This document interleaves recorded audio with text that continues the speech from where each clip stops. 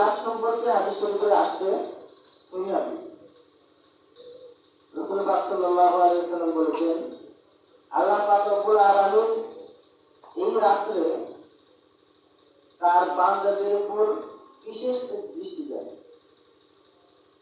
এই রাত্রিতে আল্লাহ পাক রব্বুল আলামিন তার সমস্ত বান্দাদের প্রতি বিশেষ দৃষ্টি নিক্ষেপ করেন, বিশেষ দৃষ্টি দেন।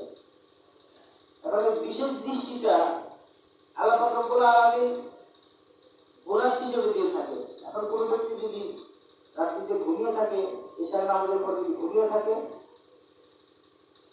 তারপরেও তার উপরে দৃষ্টিটা পড়বে। শুধু দুই ব্যক্তি ছাড়া আবার সবার উপরে দৃষ্টিটা পড়বে। এক নম্বর হলো মুশরিক, অর্থাৎ যে শিরিক করে, যার মধ্যে শিরিক আছে। আমরা তো মুশরিক বলতে ওই 500 রোজাকে বুঝি।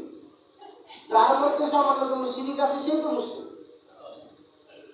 যার মধ্যে শিরিক নাই এবং যার অন্তরে কোনো হিংসা নেই, এই দুই ব্যক্তি ছাড়া সকল মুসলমানের উপরে আল্লাহ পাক রব্বুল আলামিন বিশেষ দৃষ্টি নিক্ষেপ করে।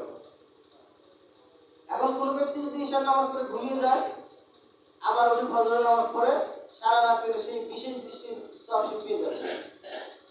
আবার কেউ যদি বলে যে না, আমি এই রাতটাকে, যেহেতু আল্লাহ পাক রব্বুল আলামিন এই রাতটাকে বিশেষ দৃষ্টি নিক্ষেপ করেন, আমি আল্লাহর কাছে কিছু চাই, সে চাইতে পারে, কোনো সমস্যা নেই,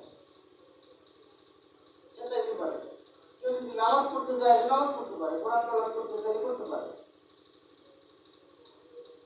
প্রতিদিন রাস্তা